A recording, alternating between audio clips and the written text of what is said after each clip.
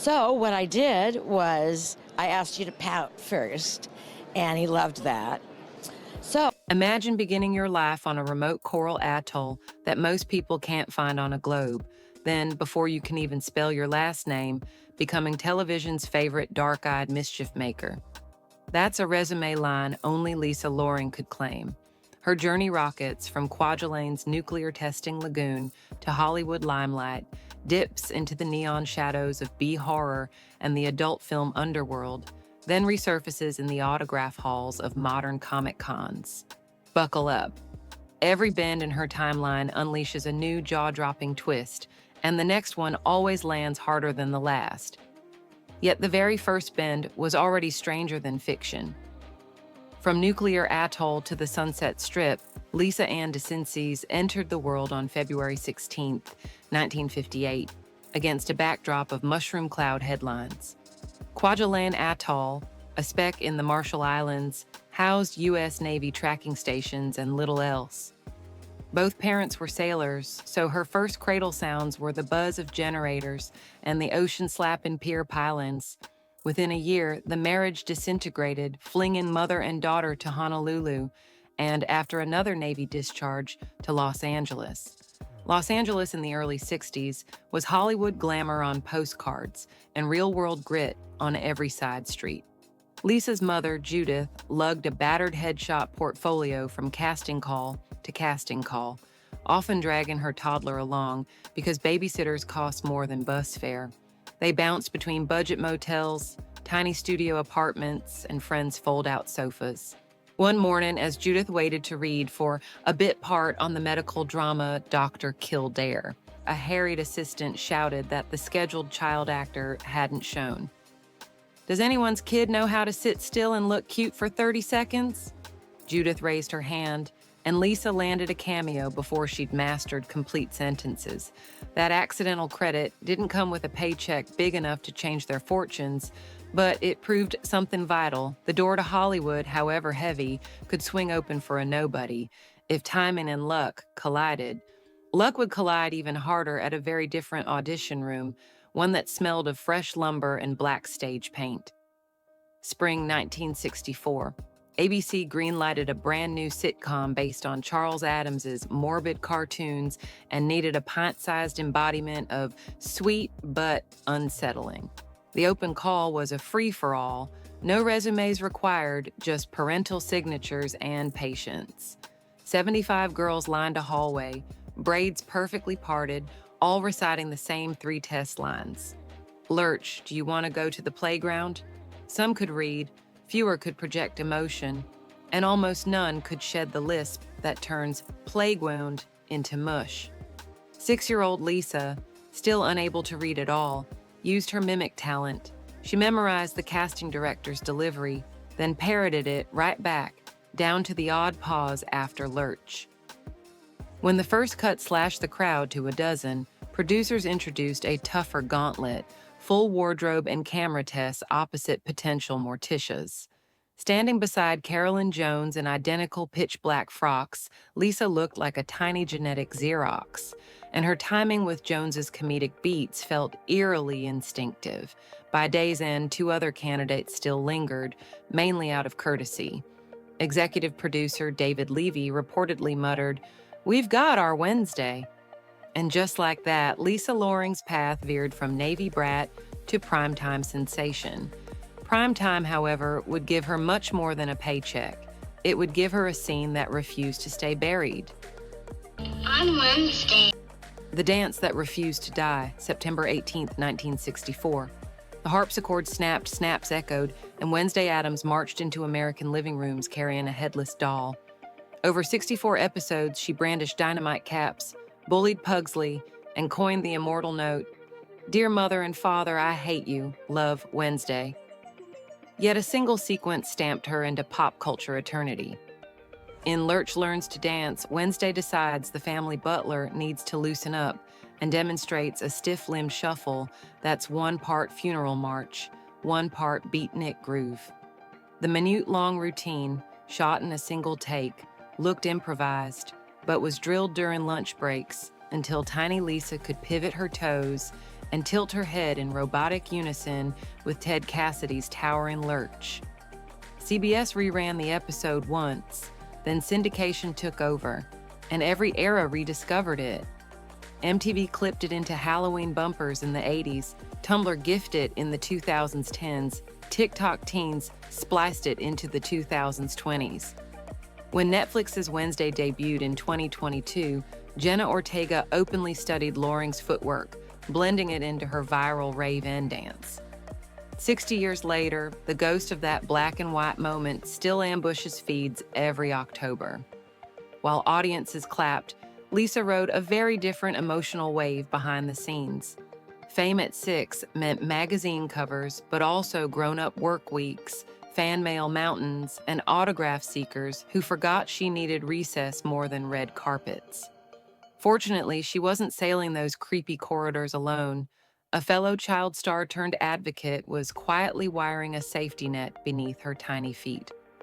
Playing Uncle Fester was Jackie Coogan, who'd been a silent film prodigy and later discovered his parents had squandered nearly every dollar he earned. Outraged, California passed the Coogan Law, forcing parents to safeguard a percentage of a minor's wages. On the Addams Family set, Coogan treated that law like a personal crusade. He quizzed Lisa's mother about trust accounts, grilled studio accountants, and insisted every child actor leave the lot by 6 p.m. sharp. Those protections mattered, because when ABC canceled the series in 1966, 2 seasons finished, Lisa went from daily call sheets to a ringing silence. She snagged 2 guest slots on The Phyllis Diller Show and a cameo on The Girl from UNCLE, but casting directors increasingly wanted unknown, fresh faces. Directors saw Wednesday each time she smiled, a curse she couldn't shed. Yet the trust money quietly accrued interest, paying for private school, dance classes, and the occasional birthday burger at Bob's Big Boy. It also bought time to grow, time to choose, and ironically, time to make one reckless teenage decision that would forever redefine child star problems. Because when your home feels haunted by addiction, marriage can look like the quickest exit. Come on, now you try it. Teenage bride, mother, and orphan. Home life back in Los Angeles soured every year. Judith's drinking escalated from social to sunrise, creating nightly shouting matches and morning apologies. By 15, Lisa faced a legal catch. 22, too young for emancipation, unwilling to remain under a roof soaked in vodka fumes. Solution? Marry childhood sweetheart Farrell Thunberg, 3 years older, which instantly granted her adult status. Within months, she gave birth to Vanessa. The same year, Judith's liver failed. Lisa signed the hospital release papers herself, an orphan and a mother before driver's ed class. The marriage, begun as an escape hatch, failed under the new weight. They divorced when Vanessa turned 1. In the bank, however, Uncle Fester's protection fund quietly kicked in. Monthly checks didn't make her rich, but they kept diapers stocked and eviction notices away. Financial stability didn't erase grief. Lisa later said, holding a newborn while burying a parent felt like watching 2 doors slam in opposite directions at the same time. Still, standing in those swinging door frames taught her resilience.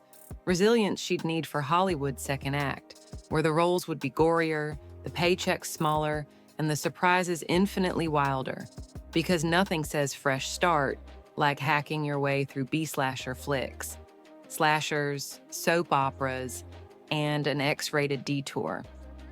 The 1977 TV special Halloween with the new Addams Family tempted her back in front of cameras as a grown-up Wednesday, complete with motherly pep talks to child actors reprising her old gig. That nostalgia kick opened a few more doors, a beautiful islander on Fantasy Island, a damsel-ish cameo opposite Lee Merriweather on Barnaby Jones, and finally a 7-episode arc as Cricket Montgomery on As the World Turns.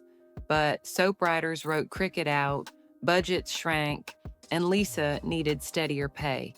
Cue the direct-to-video horror boom. Titles like Blood Frenzy, Savage Harbor, and iced promised weekend shoots, on-the-spot rewrites, and enough screams to shred vocal cords. During Savage Harbor, the director learned she was moonlighting as an interior designer and begged her to stage dress a mansion he'd rented for an upcoming adult film. The rate equaled 2 acting days. She said yes. One gig led to another. Soon Lisa was designing sets, ghostwriting scripts. Dialogue is dialogue, she shrugged, and even handling prosthetic makeup when the regular artist no-showed. That Swiss Army knife skill set caught the eye of Jerry Butler, a charismatic actor floating between low-budget thrillers and adult features. He wooed her with promises: abandon the X-rated world, pursue mainstream films, share a normal life. She married him in 1987, believing the vow. Love, though, has a habit of ignoring fine print, and the unwritten clause in their marriage would drag her through addiction, deception, and daytime TV confessionals. Addiction, broken vows, and talk show therapy. Hollywood's rising tide of cocaine and late-night party pharmacology crashed into the couple's circle. Lisa, carrying a genetic predisposition toward addiction, found herself chasing the same numbness that had swallowed her mother. Meanwhile, Jerry's straight auditions fizzled. To keep cash flowing, he quietly resumed adult movies under a pseudonym, each paycheck explained away as last-minute Union Day work. The lies unraveled when a friend spotted him on a rental VHS cover. About the same time, Lisa's close friend, Kelly Van Dyke, daughter of actor Jerry Van Dyke, reached out saying demons were closing in.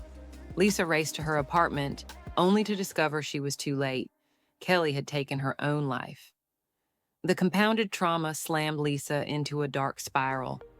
One night, she swiped a diabetic friend's insulin vial, intending to check out for good. Paramedics found her, barely breathing. Hospital staff revived her, and addiction counselors took over. Recovery demands sunlight, so Lisa dragged her wrecked marriage into the brightest studio lights she could find. Sally, Jesse, Raphael, and Geraldo. On national television, she confronted Jerry about broken vows and lingering adult film gigs. Viewers leaned in for spectacle. Lisa pleaded for honesty. Ratings soared, but counseling homework never aired, and the marriage collapsed soon after. She filed for divorce, vowing her daughters would never wonder which version of mom would stumble through the doorway at 3 a.m. again.